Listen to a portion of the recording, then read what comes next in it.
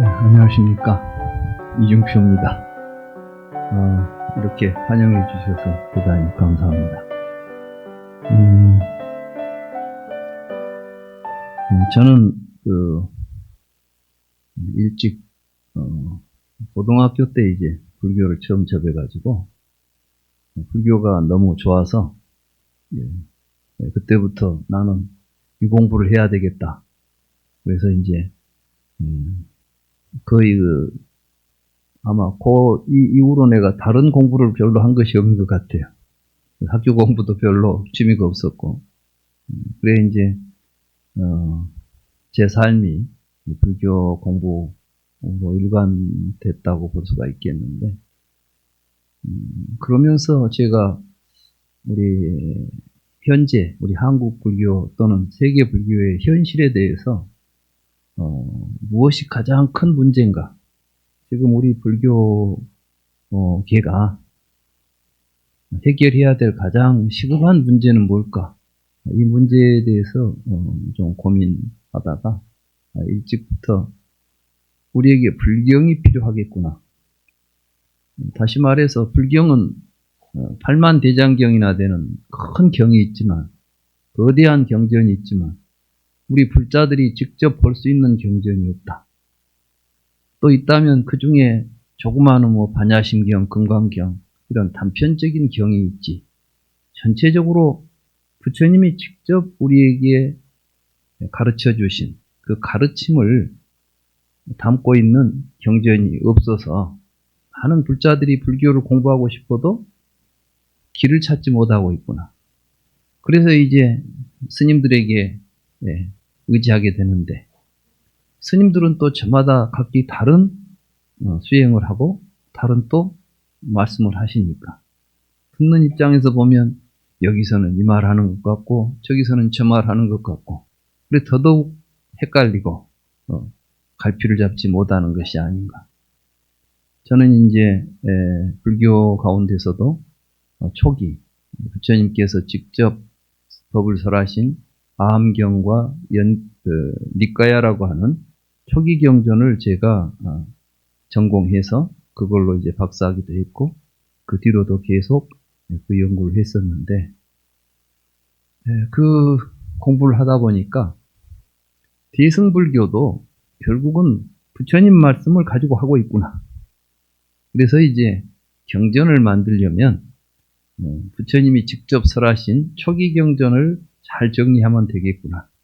그래서 제가 이제 한 20여 년 전부터 그 작업을 해가지고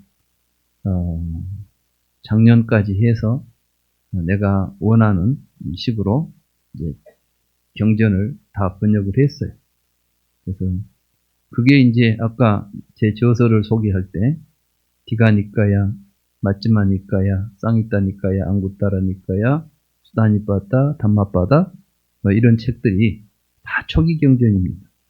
제가 그걸 번역한 게 사실은 책 한 권씩을 내고 싶어서 한 게 아니고 불경을 만들기 위해서 번역했던 것이고, 그때마다 하나의 책들이 만들어지면 단행본으로 출판해서 또 사람들의 반응을 보았습니다.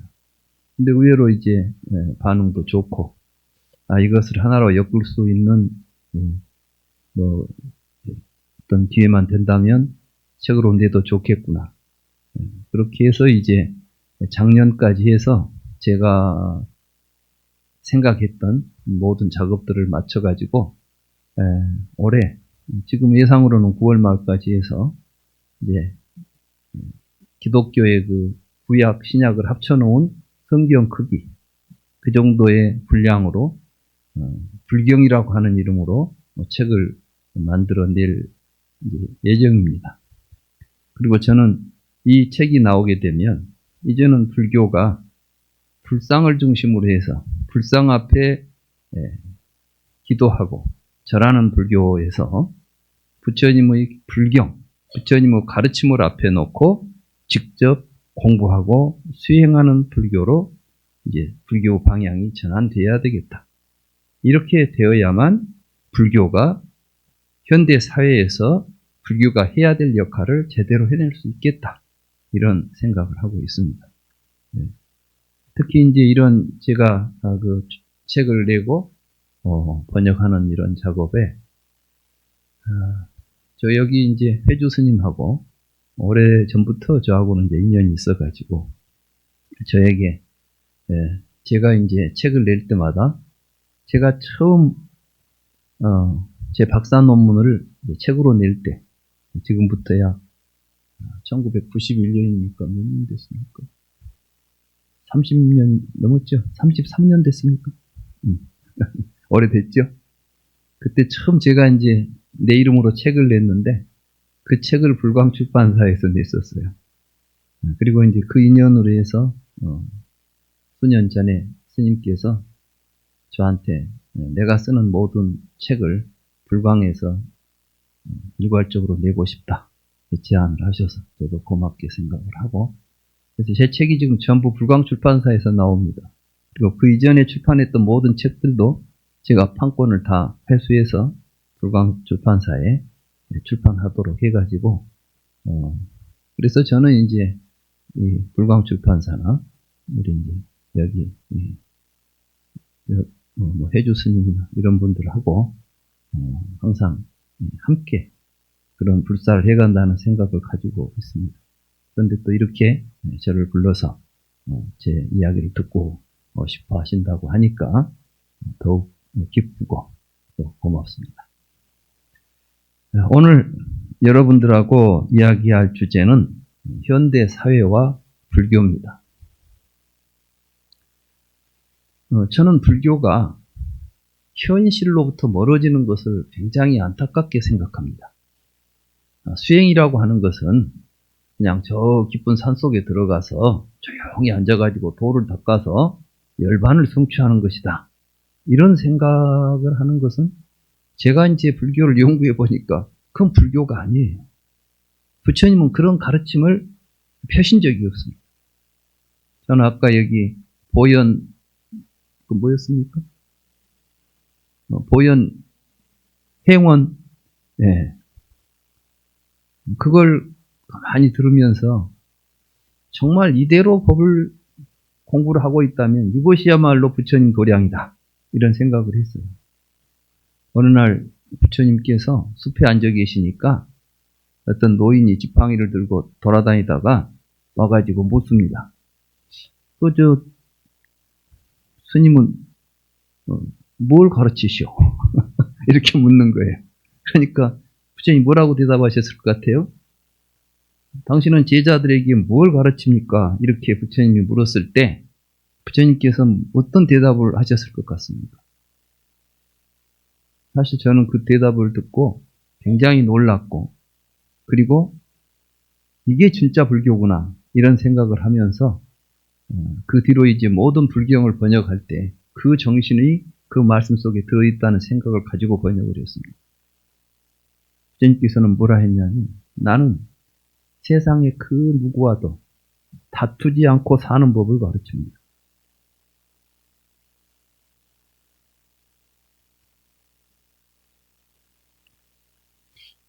사실 우리에게 정말 필요한 가르침이 뭘까요? 불교는 우리들의 삶 속에서 우리들을 행복하게 해주는 가르침을 가지고 있습니다. 그게 불교입니다. 그런데 오늘 우리가 살고 있는 이 시대는 사실은 어찌 보면 여러분들은 그렇게 생각하실지 몰라요. 야, 지금같이 좋은 세상이 어디가 있나? 그렇죠? 얼마나 멋있어요. 자동차 타고 가면은 못 갈 데가 없고, 비행기 타고 가면은 지구 저쪽 편도 하루면 가버리잖아요. 우리가 미국도 하루면은 가고, 이렇게 좋은 세상이 어디가 있어요? 그런데, 그럼 이렇게 좋은 세상에 사는 사람들이 그렇게 큰 행복을 누리고 있을까요? 지금 세계 각국이 전쟁입니다. 총칼로 싸우는 게 아니라 이제 돈벌이로 싸우고 있잖아요. 무역 전쟁이라고 하지 않습니까? 잘 나가다가도 좀 미국하고 중국하고 한번 사이를 보세요. 처음에 미국에서 이제 사업하는 사람들이 미국의 인건비도 비싸고 공장 지으려면 돈도 많이 드는데 중국에는 보니까 막 10분의 1도 안 돼. 거기다 공장을 차리니까. 그래서 이제 중국에다가 막 공장을 세운 거 아니에요. 지금 중국이 저렇게 경제적으로 성장한 건 누구 때문이에요? 미국 때문이에요. 미국이 공장을 거기다 다 지었거든. 누가 그러더라고. 세계에서 제일 많이 사용되는 영어가 무슨 말이냐? 무슨 말 같아요? 메이드 인 차이나래. 응? 메이드 인 차이나. 어디 물건을 들어보면 다 이 중국제야, 이게. 그렇게 해서 중국 경제가 일어나니까 이제는 어때요? 이제는 위험하거든. 예전에는 막 좋다고 서로 지내다가 이 경제적인 이해관계가 딱 엇갈리니까 지금부터는 중국에다 이제 막 제재를 가하면서 중국에 공장 지으면 안 된다고 그래가지고 우리도 지금 중국에 지어놓은 공장들에서 미국하고 뭔가 무역을 하려면 빠져나와야 될 지경에 이르러버리는 이런 상황이 되는 거예요. 그러니까 결국은 우리가 보고 있는 사회는 겉으로는 잘 되고 있는 것 같아도 속으로는 훨씬 더 깊게 갈등과 투쟁이 심화되어 있습니다. 크게는 국가적으로 그러지만은 작게는 가정과 사회 곳곳에 갈등과 분열이 만연하고 있습니다. 옛날에는 가난하게 살아도 한 식구가 그렇게 갈등하진 않았어. 그렇지 않습니까? 저도 어렸을 때 초가삼간에 살았는데 방 한 칸에 할머니, 고모, 삼촌, 나 이렇게 해가지고 함께 살았어요. 지금 보니까 2평도 안 되는 것 같아. 근데 거기다 이불 하나 펴놓고 전부 발만 집어넣으면 하룻밤씩 잤는데 그거가 불편하다고 불평한다거나 그러니까 에이 고모 없으면 좋겠다. 저 좀 편하게 이러진 않았다고. 그 중에 한 명이라도 없으면 안 될 것처럼 서로 화합하고 살았는데 지금은 각방 쓰면서도 싸우고서 이게 무슨 의미예요, 이게. 사실은 그래서 현대 사회가 가지고 있는 문제를 해결하는 것은 경제가 아닙니다. 경제 문제는 더 이상 우리가 안 해도 돼. 이보다 더 경제적으로 부유하게 산다는 것 자체가 더 부자로 살려고 하는 것 자체가 망상이고 그 더 부자로 살면 문제만 더 커져. 우리가 지금 부자로 살려고 하니까 생긴 문제들이 현대 사회의 문제예요. 쓰레기. 왜 쓰레기가 이렇게 많이 나왔어요? 우리 가난하게 살 때 쓰레기 나왔습니까? 지금도 가난해지면 쓰레기 싹 없어져요. 오늘 아침에 내가 아파트 나오면서 쓰레기 하는데 보니까 멀쩡한 가구들을 다 내놨는데 그것도 전부 또 돈 줘야 가지고 간다네. 그래서 거기다 또 딱지를 하나씩 붙였는데 2,000원, 3,000원 막 이렇게 해야 안 오면 또 이제 안 갖고 간대.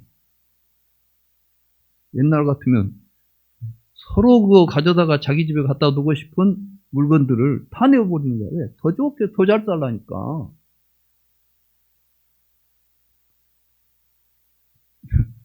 우리 옛날에는 그 맥주병이나 소주병 하나 있으면 거기다 참기름도 넣어놓고 넣고 해가지고 깨질 때까지 묶어가지고 달아놓고 썼어요. 기억나세요? 그런데 지금은 소주 한 잔 먹고 남은 그냥 다 던져버리고 맥주 한 잔 먹고 남은 다 던져버리고 온통 쓰레기야. 그래 나는 그래요. 부자 더 잘 살라고 하면 문제는 더 커지니까 이제부터는 좀 가난해져야 되겠다. 이런 것들이 소중한 사회가 돼야 되겠다. 그러면 쓰레기가 없어져. 쓰레기 치우는데 돈 안 든다니까. 어찌 보면은 보물단지도 내가 욕심이 커져버리면 쓰레기 되는 거예요. 그래서 이제 현대 사회는 과학이 해결해 주지 않습니다. AI가 해결해 주지 않습니다. 실제로 AI에 대해서 미래 학자들은 굉장히 위험을 느낍니다. 아마 이게 원자폭탄보다도 더 위험하게 우리 인류를 곤혹스럽게 만들 것이라고 예측하고 있습니다. 실제로 AI가 등장해서 활용화될 때에 많은 사람들이 직업을 잃을 거라고 지금 걱정하고 있습니다. 들어보셨죠? 그런데 우리는 막 그거 만들어야 되고 그거 안 하면 안 될 것처럼 매달려 있는 거예요. 그러니까 불구덩이에 들어가면은 좀 죽을 줄 알면서도 거기를 못 들어가서 난리야. 우리가 마치 이제 불나비 같아. 탐욕에 이렇게 찌들어버리면 죽을 줄 살 줄 모르고 살게 되는 거예요. 그게 고통입니다. 그래서 부처님께서는 삼독의 불길을 꺼야만 우리는 행복해진다. 말씀하셨죠? 모르세요? 절에 다녔으면 기본은 그것으로 생각하셔야지.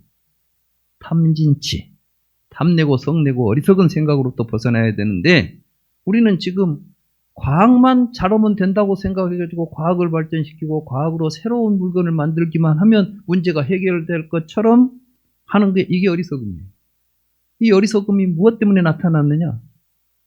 탐욕 때문에 더 많은 걸 갖고 싶고 더 편하게 살고 싶고 이런 생각 때문에 나타난 거 아니겠습니까? 근데 그게 안 되면 어때요?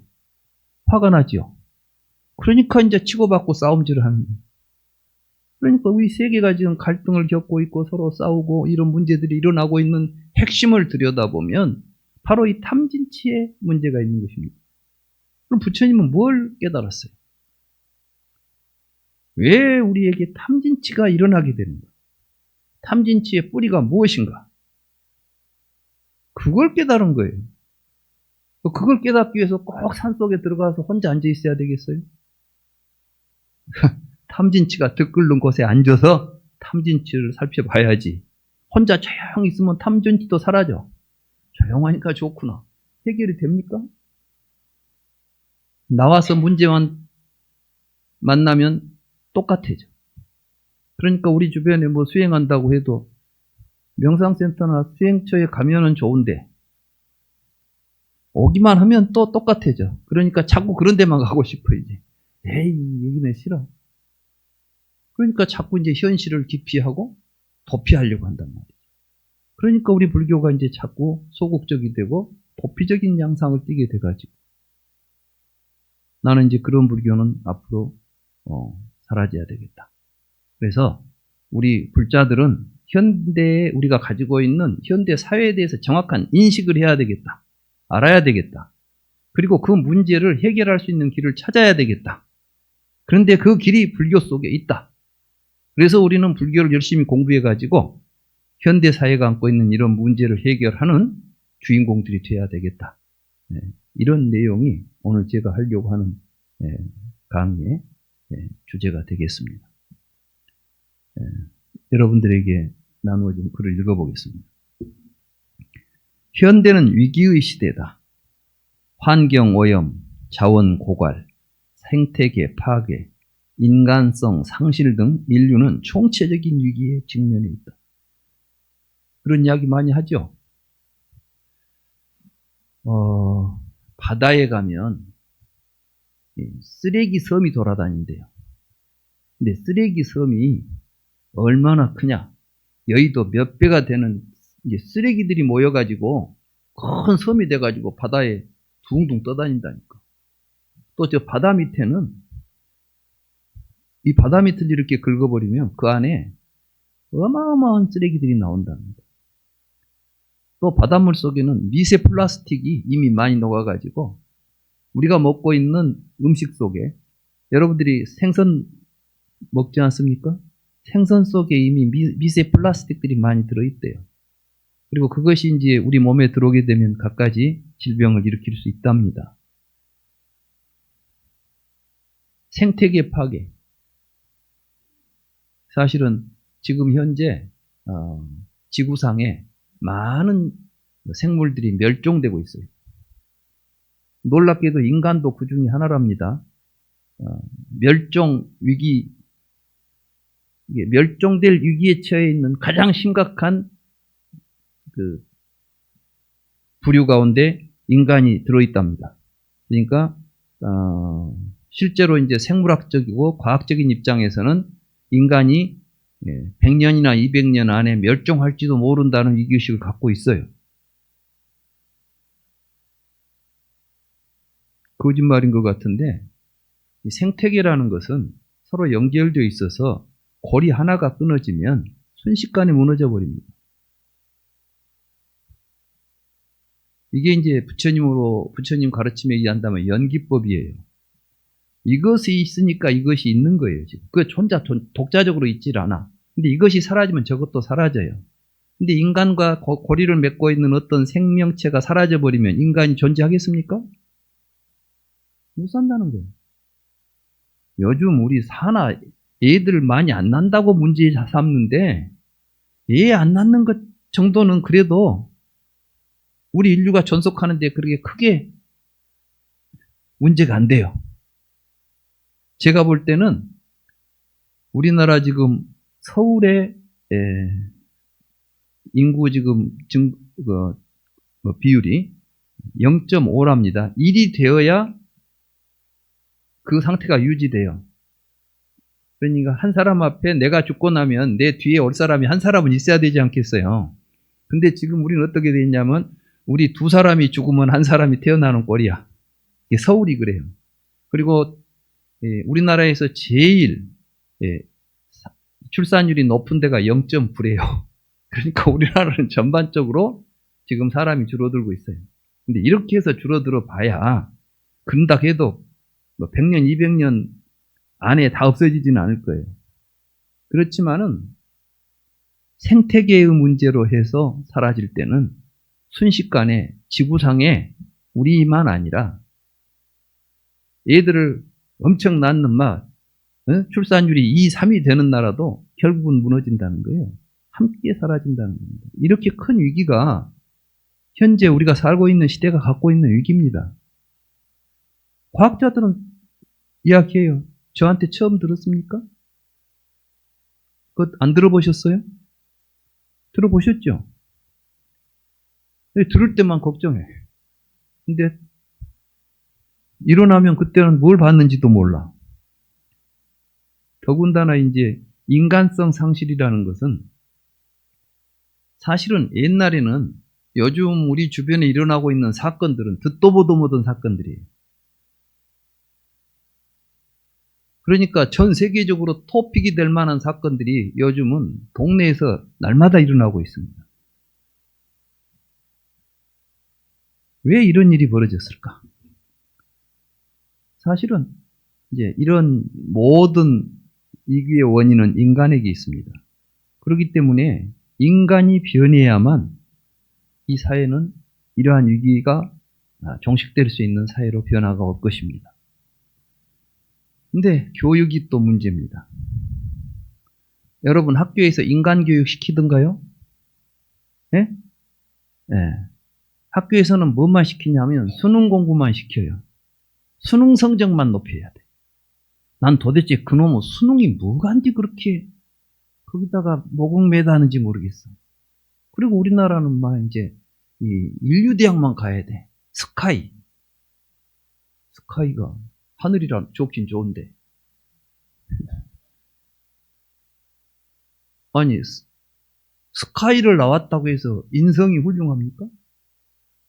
대체로 보니까 오히려 모든 인생을 포기해야만 갈 수 있는 곳이 스카이야.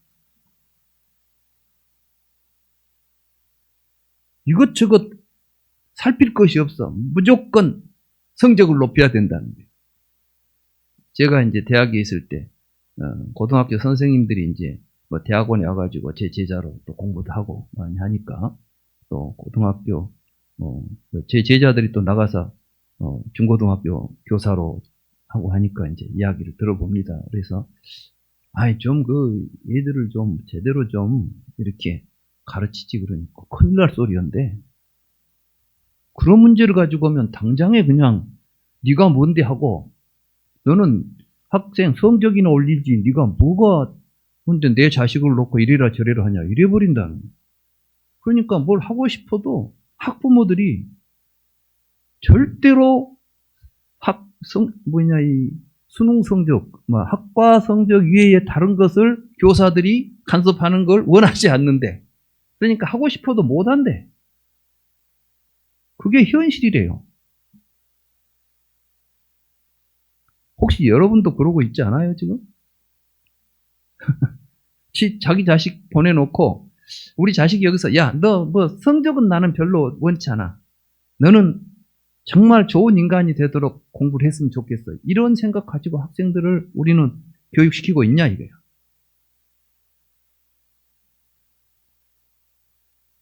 그런데 인간을 변화시키는 걸 교육이라고 합니다.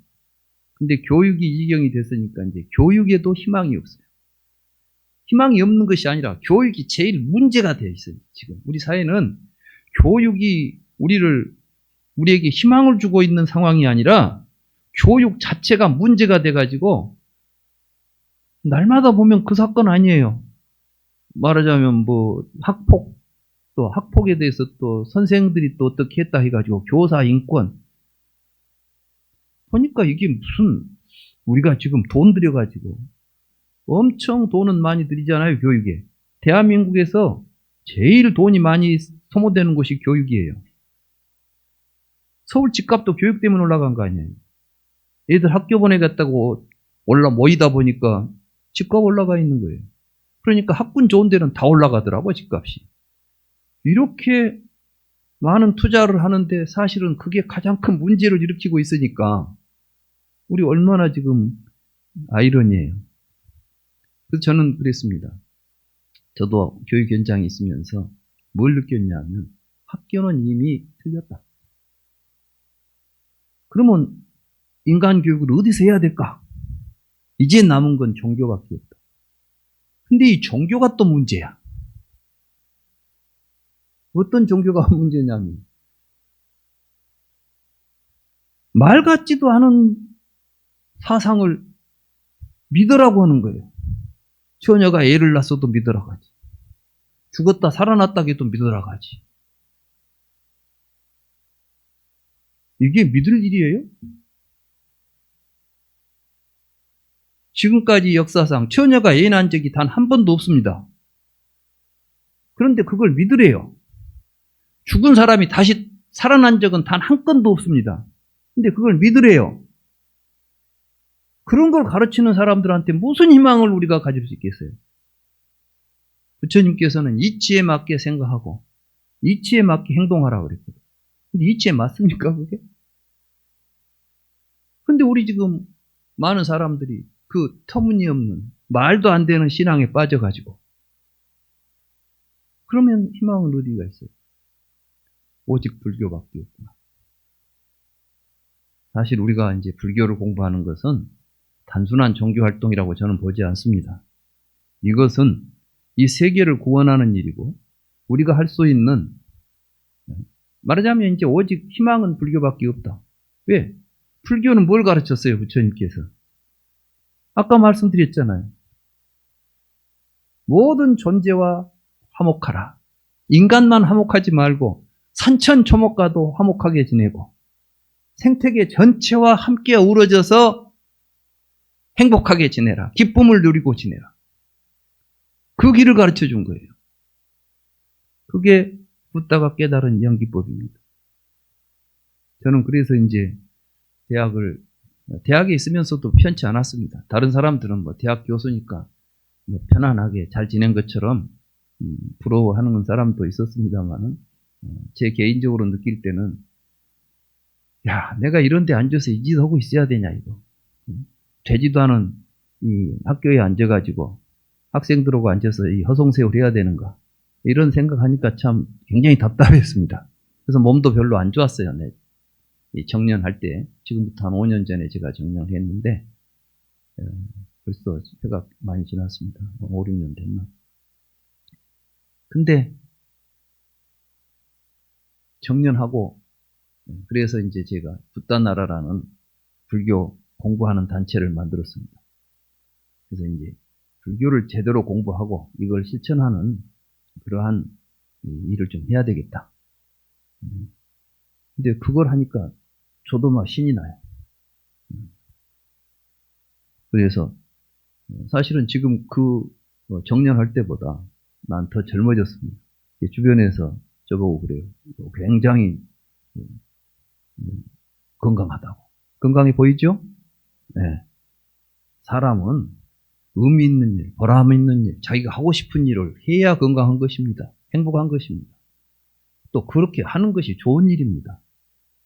부처님은 바로 그런 일을 하라는 거예요. 어떻게 하는 것이 그러니까 보람있고 좋은 일이고 행복한 일인가를 가르쳐 줬다니까요. 모든 사람들이 그런 일을 할 수 있도록 부처님께서 가르쳤으니까 불교를 세상에 널리 펴는 것이 바로 이 현대 사회의 모든 문제를 해결하는 것이다. 저는 그렇게 확신을 가지고 있습니다. 그럼 이제 읽어가겠습니다. 인간의 삶은 그들이 갖는 세계관 또는 인간관에 따라서 각기 다른 모습을 갖게 됩니다. 그러니까 우리는 무엇에 근거해서 사냐 하면 세계나 인간에 대한 이해를 가지고 살아요. 예를 들면 기독교인들은 기독교의 인간관은 뭐냐면 창조론이에요.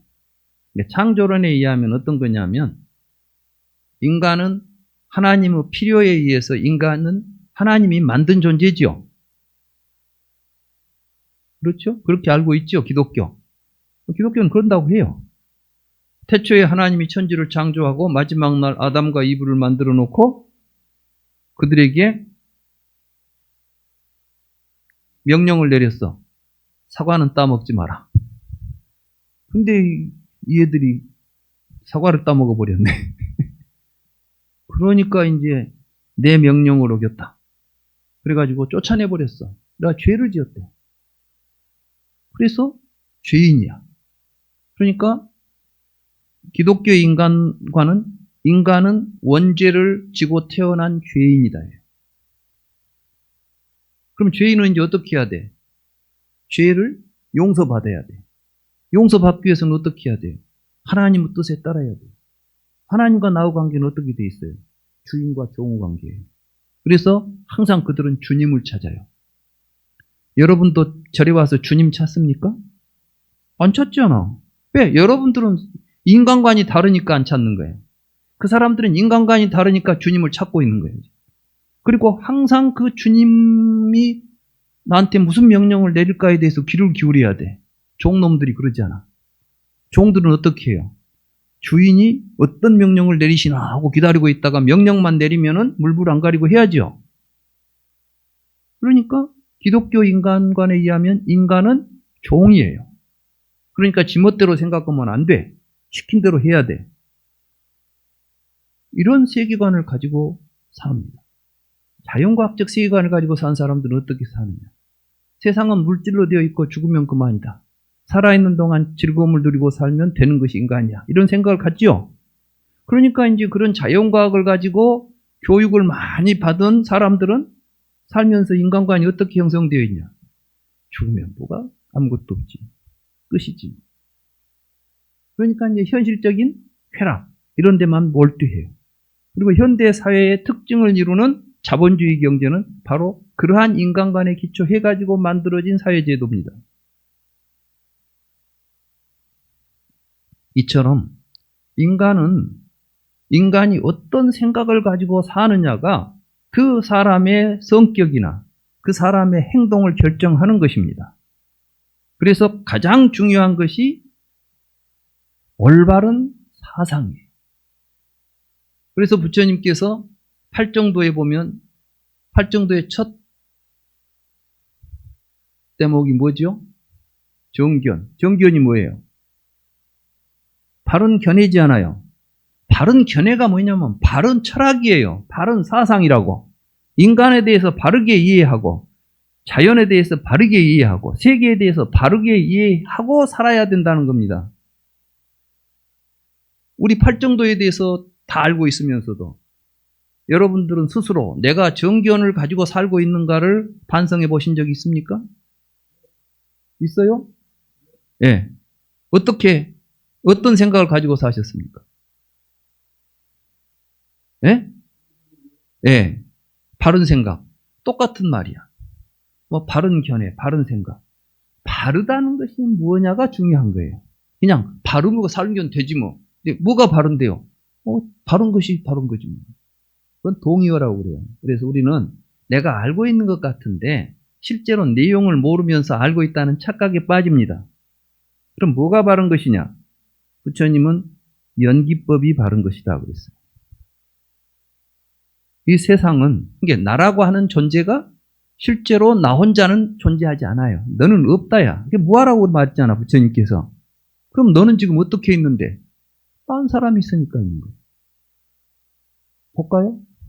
여러분들이 나를 보고 뭐라고 불러요, 지금? 지금 여기서 법을 설하면 나보고 뭐라고 불러요? 법사라고 부르죠? 내가 법사입니까? 난 아무것도 아니야. 근데 여기 앉아서 여러분들이 내 법을 들으면 나는 법사예요. 그러니까 내가 법사이기 위해서는 여러분들이 있어야 되겠어요? 없어야 되겠어요? 아무도 없는데 나는 법사야 그러고 돌아다니면 미친놈이지. 어디 내가 법사겠어? 그죠? 내가 우리 집에 가면은 우리 애들한테 내가 누구예요? 여러분들한테도 내가 나는 아버지다 그러고 다니면 되겠어? 나는 우리 아들, 딸 앞에서만 아버지지. 아들, 딸 없으면 나는 아버지 아니야 그냥. 그러니까 내가 누구예요? 아무것도 아니야. 누가 나오고 만나야만 나는 뭐가 돼. 그래요, 그러네. 그거 빼놓고 내가 또 어디 나온 거 봤어요? 이걸 보고 뭐하라고 그래요? 이걸 보고 연기라고 그러고. 그러니까 관계 속에서만 내가 나타나. 그런 줄 알고 살아야지. 그러니까 항상 우리는 똑같은 존재들인데 관계를 맺으면 그 관계에 따라서 다양한 모습으로 나타나고 있을 뿐이에요. 이러한 세계관을 갖는 인간관을 갖는 불자들은 그러니까 다른 사람을 만났을 때 내가 어떤 존재가 되어야 될 것인가 하는 것은 그 사람과 관계 속에서 나타나죠. 나하고 그 사람하고 원수지간이 있으면 나는 누구야? 나는 원수다고. 여러분들이 원수가 되고 싶어요? 친구가 되고 싶어요? 그래, 친구가 되고 싶으면 원수 될 짓 하지 말라고. 친구 노릇하라고. 이래 가르친 거예요. 이런 인간관이 세계에 없어. 어디에도 없어요. 바로 그걸 부처님이 정견이라고 가르쳐 준 겁니다. 그러니까 이제 이런 정견을 가지고 바르게 생각해 보라는 거야. 그러면 내가 어떻게 행동할까가 나오지요? 나는 없어. 저 사람하고 관계 속에서만 내가 있어. 그러니 나가 정직한 사람, 착한 사람이 되려면 나는 거짓말하지 않고 착한 일을 해야 되겠죠. 그래서 부처님이 업보는 있으나 잡자는 없다. 이게 무하고 공이다. 이렇게 말씀하신 거예요. 이러한 생각을 바르게 이해해가지고 자기 자신에 대해서 항상 그래, 인간은 그런 거야. 이렇게 거기에 기초를 두고 살아가야만 우리는 바른 불자라고 말할 수가 있는 것입니다. 그런데 이렇게 바른 생각을 심어주는 교육을 해야 되는 건데 그런 교육이 안 되고 있단 말이죠.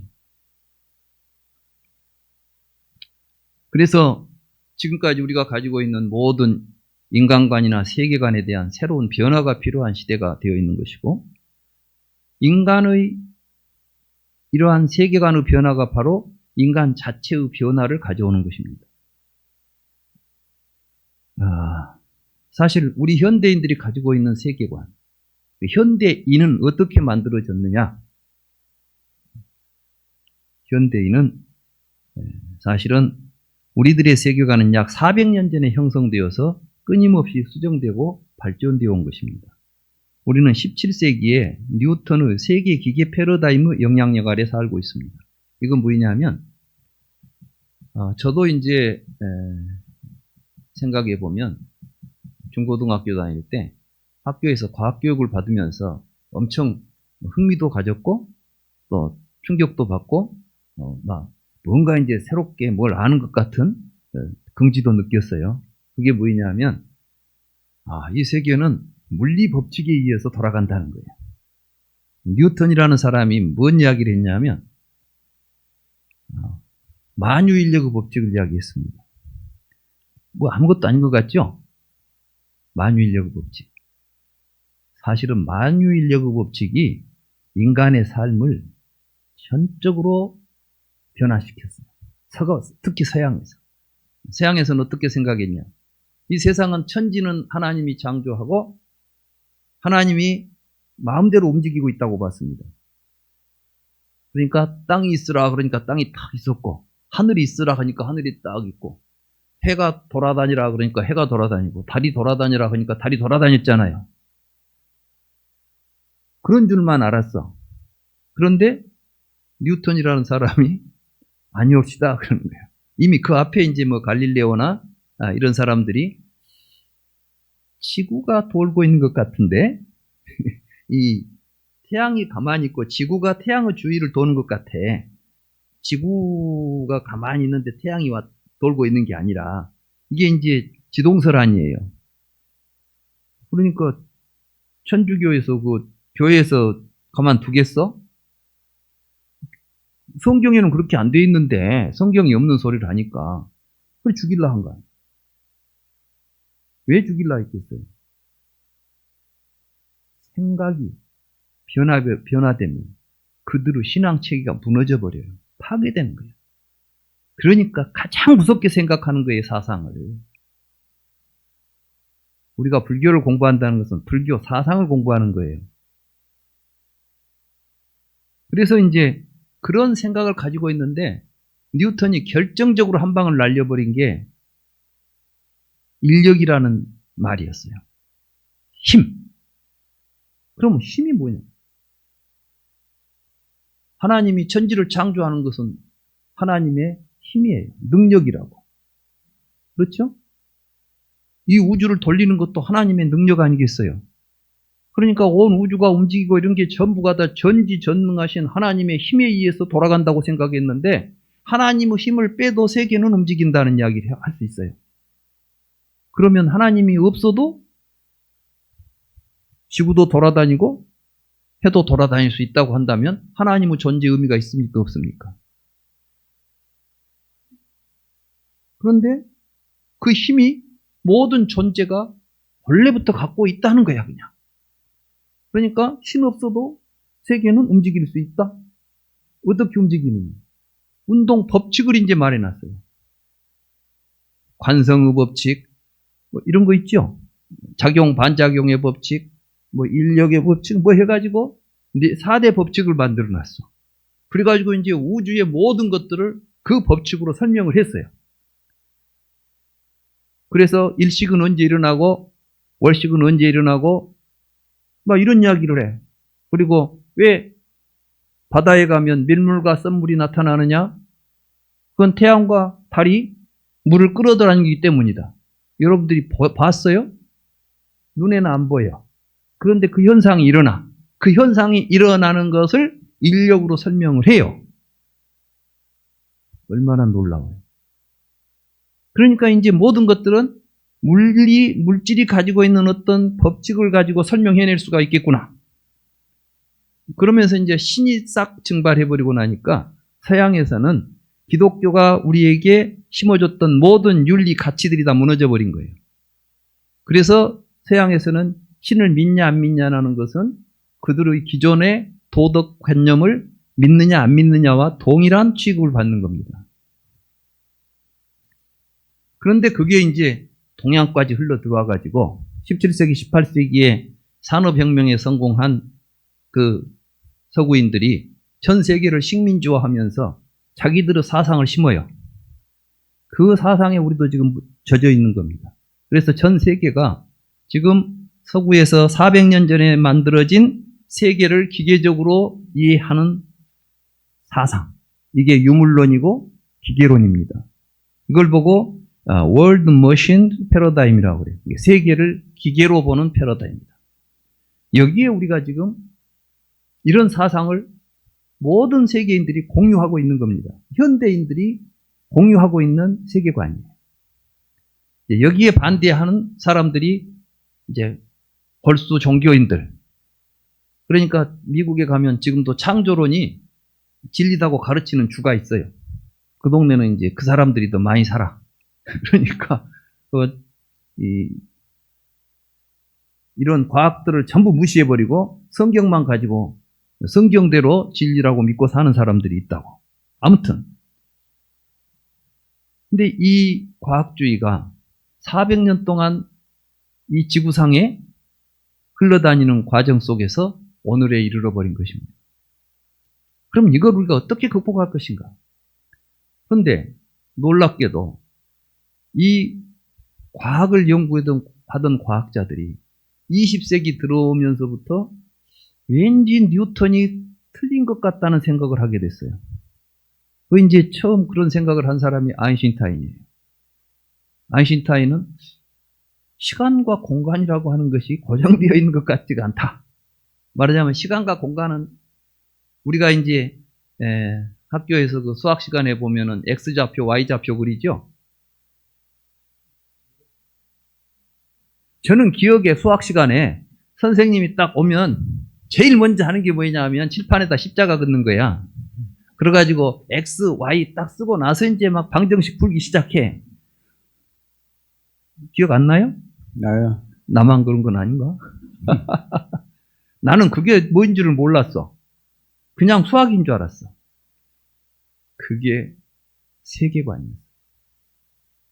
그 세계관을 우리는 그리고 수학을 얼마나 중요하게 가르쳤습니까? 근데 알고 보면 수학 쓸 것도 없어. 졸업하고 나니까 언제 가서 내가 수학 지식을 얻다 써먹은 적이 없어 지금. 그런데 그 오랜 시간 동안 그걸 배웠는데 그게 우리 머릿속을 완전히 세뇌해버린 거예요. 그래서 시간과 공간 속에서 물질이 운동하고 있다는 거예요. 이렇게. 근데 아인슈타인이 그것이 XY축으로 되어 있지 않다는 거예요. 공간이 휘어 있고 막 뭐 이런 이야기를 해. 시간도 상대적이고. 여러분들 아인슈타인 말만 들어도 그 사람 어렵다는 생각이 들지요. 왜 어렵냐 하면 나는 십자가를 갖고 있는데 그 사람은 딴 생각을 갖고 오고 있는 거야 우리한테. 그래서 어려운 거예요. 그런데 그것은 무엇을 의미하냐면 아인슈타인이 뉴턴은 틀렸다는 이야기를 시작한 사람이에요. 그런데 아인슈타인도 틀렸다고 한 사람이 또 나타났어. 이 사람들이 누구냐면 양자역학하는 사람들이. 양자역학하는 사람들은 어떤 생각을 하게 됐냐면은 내 바깥에 무엇이 있다고 하는 생각 자체가 문제가 있다는 거예요. 그러면 있는 것이 뭔데? 그러니까 보니까 있는 것들이. 그러니까 이제 존재는 보는 자에 의해서 규정되지 있는 것을 볼 수 없는 구조가 우리다는 것을 이야기해 버렸어요. 제가 이제 불교와 양자역학이라는 책을 번역했잖아요. 저도 이제 그런 현대 과학에 관심이 많아서 그 번역을 하면서 보니까 그 양자역학이 불교의 연기법하고 똑같은 맥락을 가지고 있어요. 저는 정말 놀랬죠. 아, 부처님은 벌써 이 세계를 그렇게 보고 있었구나. 어마어마한 사상입니다, 사실은. 여러분들은 짐작도 못하고 생각지도 못했던 사실을 부처님은 깨달았던 것이고 그 사실에 근거해서 살아가면 우리는 다 화목하게 행복하게 살 수 있다고 가르친 게 불교인 것입니다. 그걸 지금 세계의 석학들이 이제 발견했어요. 에리 프롬이라는 사람이 뭐라고 했느냐. 우리가 현대 사회가 가지고 있는 이 문제를 해결하려면 불교의 사성제를 받아들여야 된다. 여러분 에리 프롬이라고 들어보셨어요? 소유냐 존재냐 뭐 이런 책을 쓰신 분이죠. 그분이 뭐라 했냐. 우리가 고통받고 있다는 사실을 스스로 인식해야 한다. 그 말은 뭐냐면 우리가 지금 과학이 발달해서 좋은 세상에 사니까 지금보다 더 좋은 세상이 없다. 이런 착각에서 벗어나라는 거예요. 지금 우리 인류가 지금보다 더 큰 위기에 처한 적이 없다는 사실을 정확하게 인식해야 된다는 거예요. 그 다음에 그러니까 그 원인이 무엇인가에 대해서 우리는 깊이 성찰해야 되겠다. 근데 부처님께서는 그 원인이 뭐라고 그랬어요? 탐진치라고 했다니까. 이미 부처님께서는 다 그 원인을 말씀하신 거예요. 그 원인을, 그 불행이 극복될 수 있다는 사실을 인정하자. 이게 이제 멸안이에요, 멸. 고통을 없앨 수 있다. 도가 뭐예요? 우리는 그 불행을 극복하기 위해서 우리 현재의 습관을 변화시켜야 한다는 것을 받아들이자. 그러니까 뭐예요? 정견을 가지고 살아가는 바른 삶을 받아들여야 된다. 스스로도 이것을 에리 프롬은 이것이 바로 불교에서 이야기하는 사성제와 같은 구조다라고 사성제 이야기를 합니다. 에리 프롬이라는 제가 에리 프롬 책을 좀 보니까 현대적으로 가장 불교를 제대로 이해하고 있는 사람이라고 저는 이해했어요. 그래서 그 에리 프롬의 책을 제대로 이해할 수 있는 사람은 불교를 제대로 이해하지 않으면 에리 프롬이 하는 말들의 의미를 제대로 이해할 수가 없겠구나. 이렇게 느낀 만큼 사실 불교는 지금 동양에서는 별로 인기가 없어요. 동양에서는 별로 인기가 없고 서양에서 지금 인기가 있어. 왜 서양에서 인기가 있느냐? 서양에서는 이 문제를 해결하고자 여러 가지로 길을 찾아봤는데 오직 불교에만 그 길이 보이는 거예요. 그리고 이제 더 이상 과학을 통해서 뭘 해결하기보다는 우리 인간의 심성의 변화가 필요하다는 걸 느끼기 때문에 그만큼 명상이라는 게 지금 퍼져 있는 겁니다. 그런데 이제 한 가지 안타까운 것은 그 바른 길을 제대로 지금 제시하는 불교가 안 나타나고 있다는 거예요. 그래서 저는 이번에 제가 편집한 불경, 제가 말씀드렸죠.